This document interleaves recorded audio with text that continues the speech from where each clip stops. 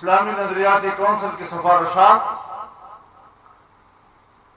مرتب ہوتی رہی، پارلیمنٹ میں آتی رہی اور پارلیمنٹ میں پیش ہونے کے بعد پتہ نہیں کس کمرے میں ڈمب ہوتی رہی۔ کوئی پابند نہیں ہے پارلیمنٹ کے ان پر بحث کرے یا قانون سازی کرے۔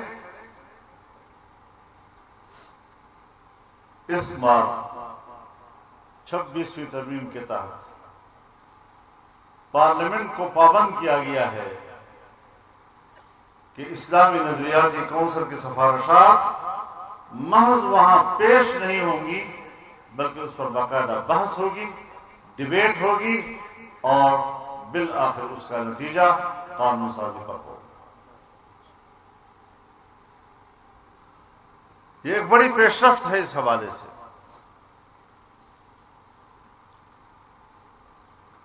پارلیمنٹ میں جب کوئی نیا مسئلہ پیش آتا اور کوئی ممبر یہ مسئلہ اٹھاتا کہ اسے قانون سازی کے لیے پہلے اسلامی نظریاتی کونسل میں بھیجا جائے تاکہ وہ قرآن و سنت کی روشنی میں پہلے پرکھے کہ یہ قانون قرآن و سنت کے مطابق ہے یا نہیں، تو ایوان کی 40% اراکین کی حمایت حاصل کرنا ضروری تھا۔ جب تک ایوان کا 40%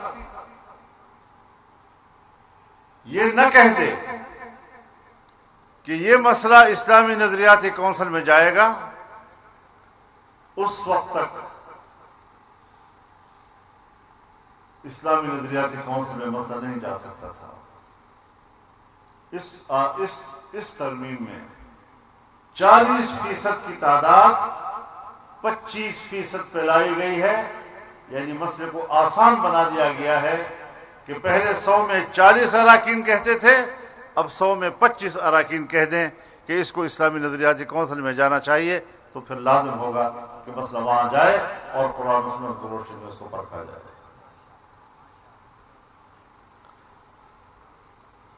تو میرے محترم دوستو، جمہوریت بھی اگر ہے تو جمہوریت بھی قرآن و سنت کی پابند ہے۔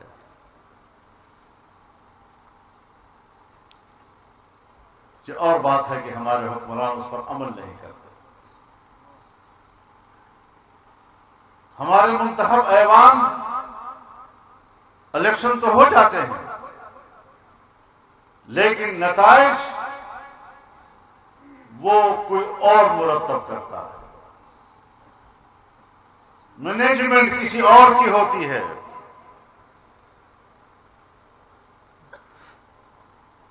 اور میرے مشاہدے میں ہے کتنی اسمبلیاں آئیں اور ایسی قانون سازیاں ہوئی کہ جس نے نظام مملکت پر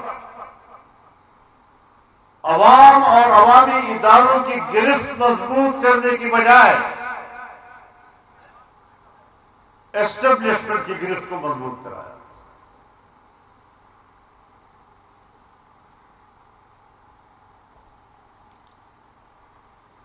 آج بھی منصوبہ تو یہی تھا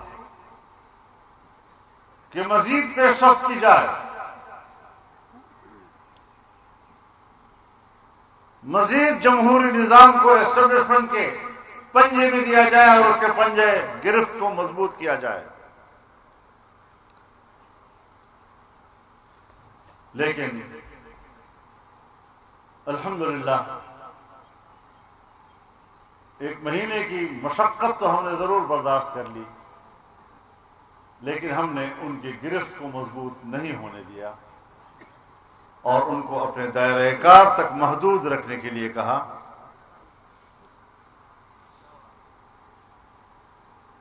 یہ آئین کے مطابق سوچ تھی۔ ہماری اسمبلیوں کو ایسے لوگوں سے بھر دیا جاتا ہے جن کے اندر دو صفات ہونی چاہیے. ایک، ان کو قرآن و سنت کے حوالے سے دلچسپی نہیں ہونی چاہیے، اور دوسرا یہ کہ وہ اسٹیبلشمنٹ کے اشاروں کو دیکھتے رہے، اور جس طرح کا اشارہ آتا جائے وہ جائیں. ہم سن 73 کے بعد اپنی پارلیمان کو اس صورت میں دیکھتے چلے آ رہے ہیں.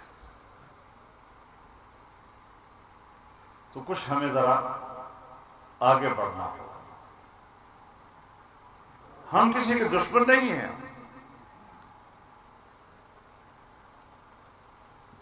کوئی ادارہ اسے بدخواہی کیوں سمجھتا ہے؟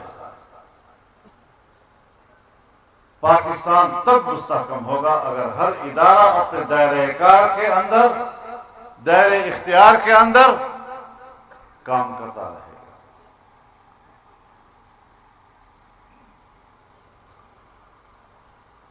ہمارے پاس مسائل ہیں، ہم نے ان مسائل سے نمٹنا ہے. عام آدمی کو امن و امان نصیب نہیں ہے.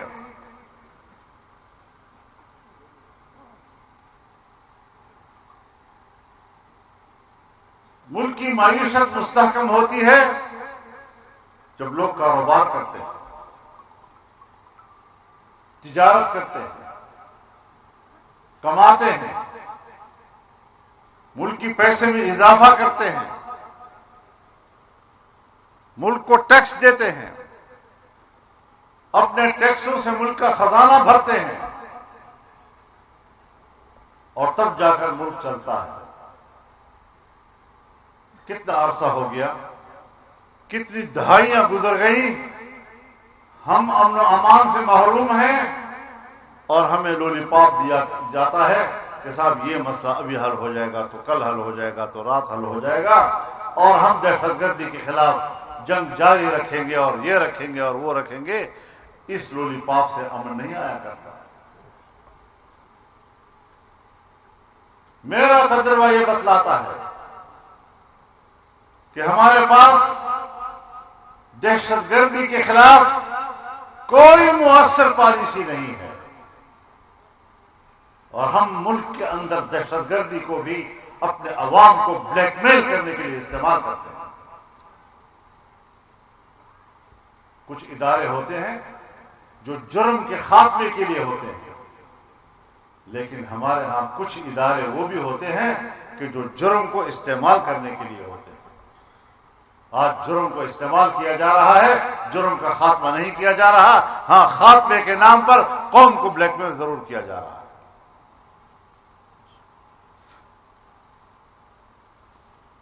کوئی اللہ کا خوف نہیں ہے،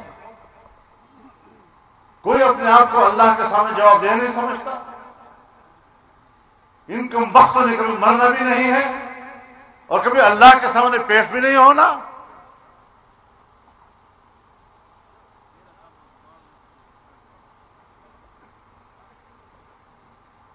اور پھر جہاں صاف بتا دیا جائے کہ اس ملک کے خاتمے کا فیصلہ کر دیا گیا.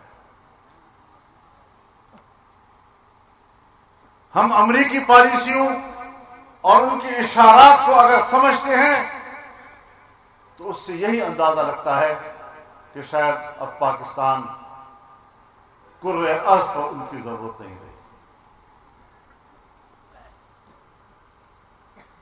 صوبوں کے درمیان نفرتیں پیدا کی جا رہی ہیں. ایک صوبہ دوسرے صوبے پر الغار کی باتیں کر رہا ہے. اس سے بڑھ کر بھی کوئی حماقت اور ہو سکتی ہے؟ اختلاف ہوتے ہیں، اختلاف کے حدود بھی ہوتے ہیں. بلا حدود اختلاف کا تصور تو جاہلیت ہے.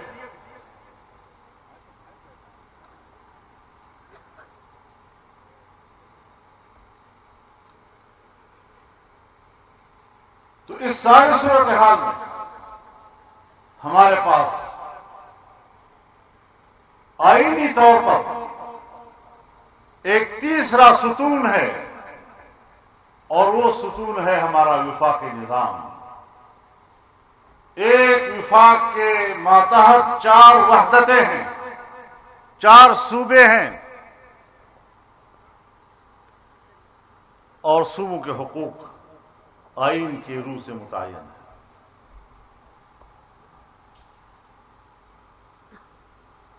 ہم آئین کی روح سے اپنے وسائل کے مالک ہیں. ہمارے وسائل پر کسی کو قبضہ کرنے کا کوئی حق حاصل نہیں ہے. بلوچستان کے وسائل پر بلوچستان کے عوام اور ان کے بچوں کا حق ہے. سندھ کے وسائل پر وہاں کے عوام ان کے بچوں کا حق ہے.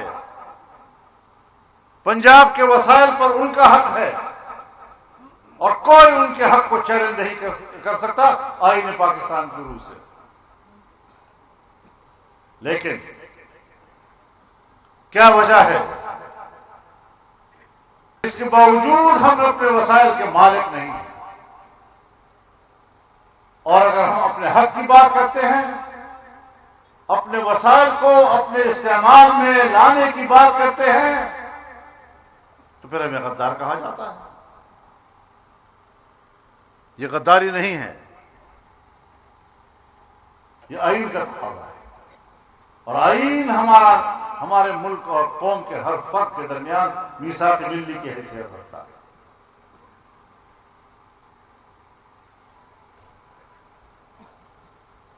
ہم اپنے حقوق سے دستبردار ہونے کو تیار نہیں.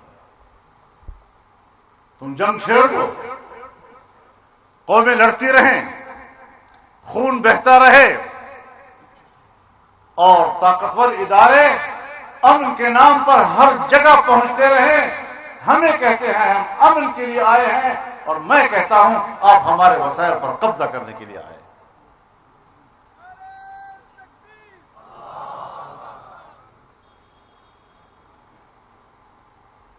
آج ہمارے لوگ دیہاتوں میں غیر محفوظ ہیں. مسلح گروہ انہوں نے ہمارے نظام پر قبضہ کیا ہوا ہے. حکومتی رق نہیں ہے، سڑکیں ان کے قبضے میں ہیں. اور اب تو ہمارے ڈپٹی کمشنر صاحب نے حکم بھی دے دیا ہے کہ کوئی اپنے افسر جو ہے وہ اپنے گھر سے نہ نکلے.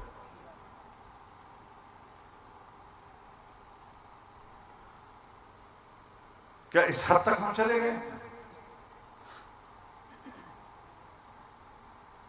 سی پیک جو پورے ملک کی ترقی کا ایک دروازہ ہے،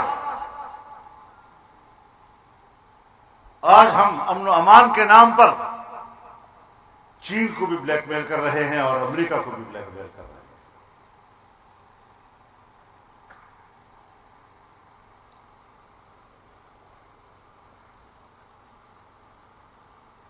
ڈالر کمانے کے طریقے ہیں.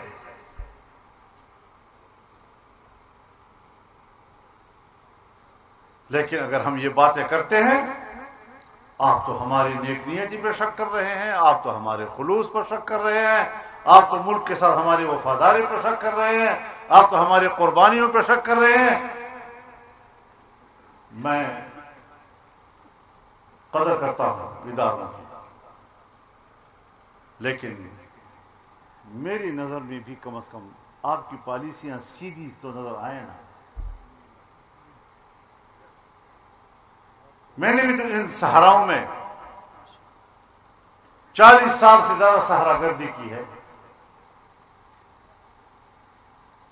میں بھی تو ان غلام گردشوں کا 40 سال سے ایک آوارہ گرد رہا ہوں. آنکھیں بند کر کے بات نہیں کر رہا ہوں، مشاہدات کی بنیاد پر بات کر رہا ہوں. اور اگر میں یہ باتیں نہ کروں تو میں ملک اور قوم کا خائن کہہ رہا ہوں.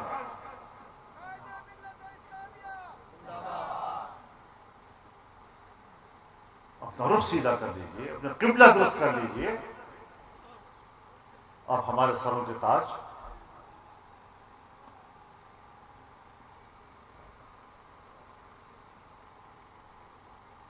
کہتے ہیں کہ آنکھوں کی پلکیں یہ آنکھوں کی محافظ ہوتی ہیں، آنکھوں کے سرحدات کی حفاظت کرتی ہیں، آنکھ پر بوجھ نہیں ہوتی۔ لیکن اگر پلکوں کا ایک بال بھی آنکھ کے اندر گرتا ہے تو آپ بتائیں کہ پھر آنکھ احتجاج کرتا ہے یا نہیں؟ اشک بہاتا ہے یا نہیں؟ تو یا تو کبھی وہ بال جو اپنے حدود سے تجاوز کر کے آنکھ کے اندر آ گیا، اپنی حفاظتی ذمہ داری سے دستبردار ہو کر آنکھ کے اندر آ گیا، یا تو اشک بہاتے بہاتے وہ آنکھ سے نکل جائے گا، ورنہ پھر اسے نکالنا پڑتا ہے۔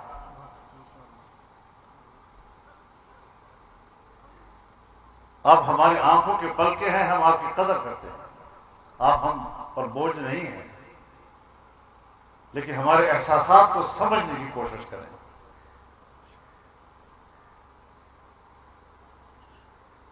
یہ ملک ہم سب کا ہے، ملک کا بہت بڑا جرنیل کیوں نہ ہو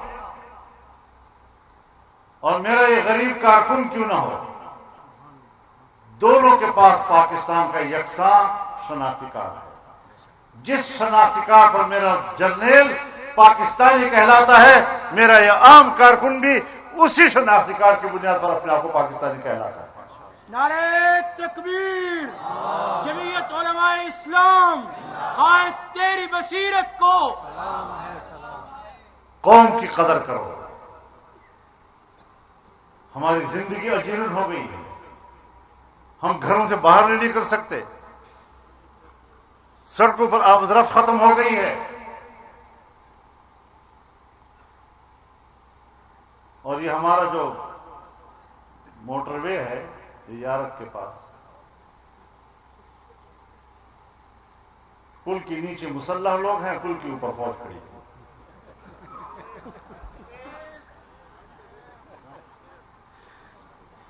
یہ میں بلا وجہ نہیں کہہ رہا، یہ مشاہدے دیکھے گئے ہیں۔ یہ ہے ہماری دہشت گردی کے خلاف جنگ۔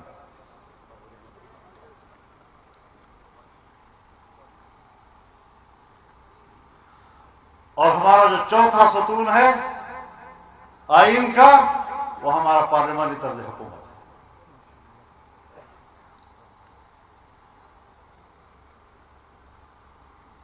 دو ایوانی مقننہ،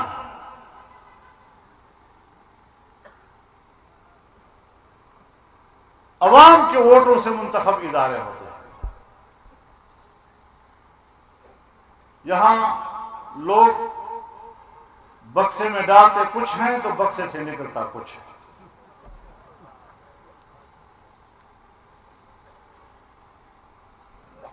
تو اس طرح کے الیکشن پھر قبول نہیں کیے جا سکتے۔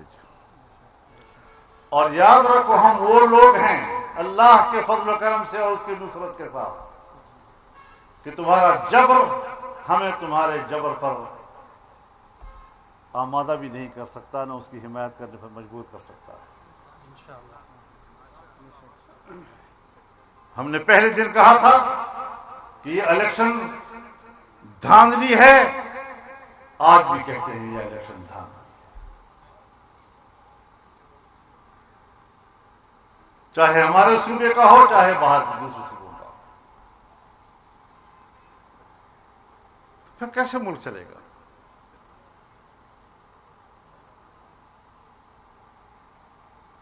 جو عوام کا نمائندہ ہی نہیں، وہ عوام کا ان مشکل میں کیسے مقابلہ کرے گا؟ جب شہر پر مشکل آتی ہے تو ہمارا منتخب نمائندہ علاقہ چھوڑ جاتا ہے، بھاگ جاتا ہے، قوم کے سامنے آنے کی ضرورت نہیں کر سکتا، لوگوں سے بات کرنے کی ہمت نہیں رکھتا۔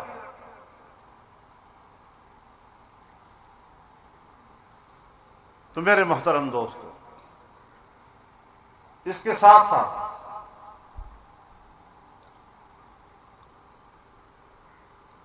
ہم نے پھر بھی اختلافات کے حدود کو سمجھا۔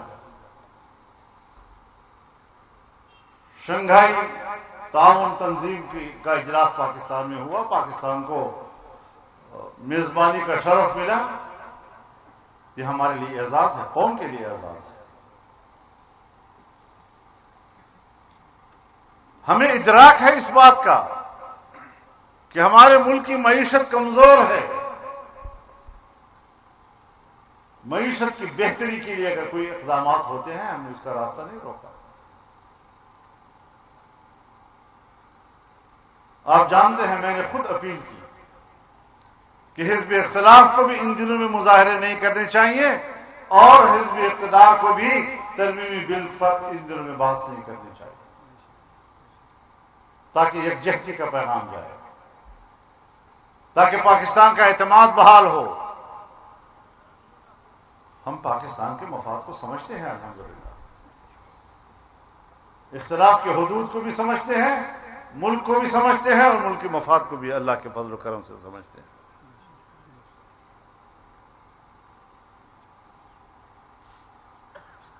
اب دیکھتے ہیں کہ ہمیں اس سے کتنا فائدہ ملتا ہے، ہمارے حکمرانوں میں کتنی صلاحیت ہے کہ وہ ملک کی معیشت کو بہتری کی طرف لے جائے۔ امن و امان کیسے بحال کریں، ملک کی معیشت کیسے بحال کریں،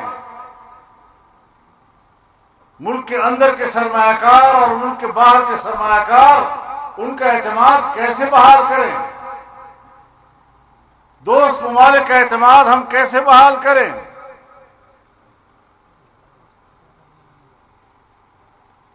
اور پھر ہمیں یہ بھی نہیں بھولنا چاہیے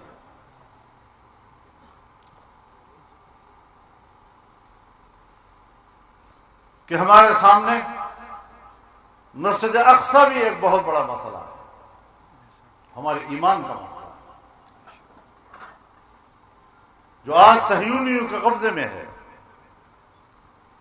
اور ان کے قبضے سے آزاد کرنا مسلمانوں پر فرض ہے۔ آج غزہ کے مسلمان قربانیاں دے رہے ہیں، 50 سے 60 ہزار لوگ اس وقت تک شہید ہو چکے ہیں، جو جنگ نہیں لڑ رہے، بچے ہیں، خواتین ہیں، بوڑھے ہیں، غیر مسلح ہیں، پرامن شہری ہیں، اور ایک وحشی ملک ریاستی دہشت گردی کر کے ہمارے مسلمان بھائیوں کا قتل عام کر رہا ہے۔ امریکہ اس کی سپورٹ دے رہا ہے، مغربی دنیا اس کو سپورٹ دے رہا ہے، اور یہ وہ ملک ہے جب 1948 میں وجود میں آیا تو قائد اعظم محمد علی جناح نے کہا کہ یہ ایک ناجائز اولاد ہے۔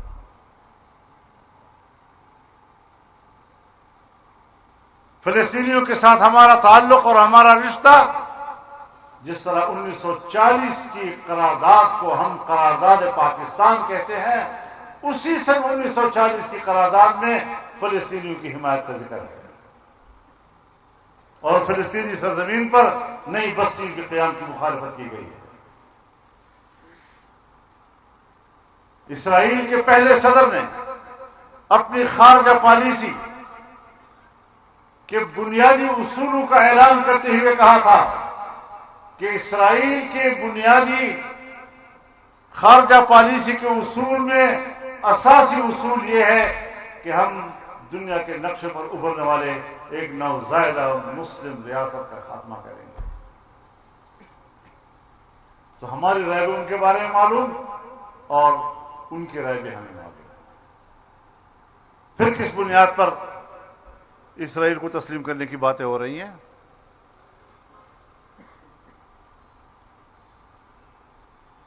تاکہ ایک بار پھر ہم دوسری قسط کشمیر کو بیچنے کے لیے جواز پیدا کر سکیں۔ کشمیریوں کے خون پر ہم نے 77 سال سے سیاست کی ہے، ان کی عزتوں پہ سیاست کی ہے،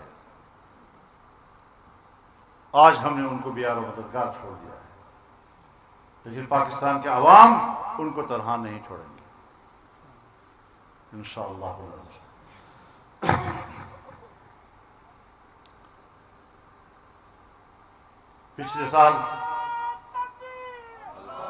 پچھلے سال جب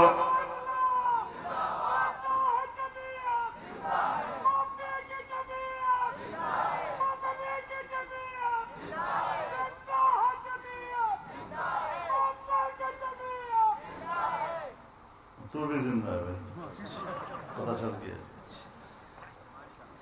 تو میرے محترم دوستو، گزشتہ سال 7 اکتوبر کو جنگ شروع ہوئی. 14 اکتوبر کو پشاور میں مفتی محمود کانفرنس تھی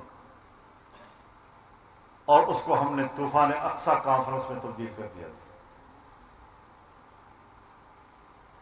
ابھی 7 اکتوبر کو کراچی میں جلسہ ہوا، تمام مذہبی جماعتوں پر مشتمل جلسہ تھا، لیکن جمعیت کے کارکنوں نے اس جلسے کو ایک منظر عطا کیا تھا.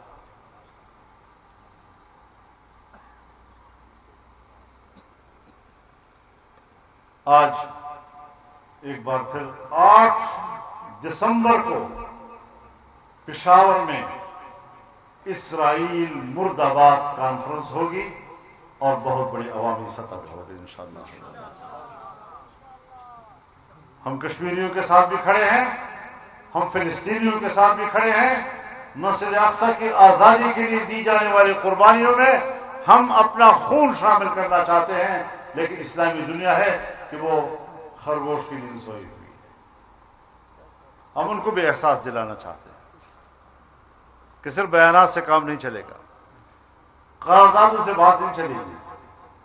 ایک عملی طور پر آپ کو اقدامات کرنے ہوں گے تاکہ اسرائیل کو پسپائی پہ مجبور کیا جا سکے.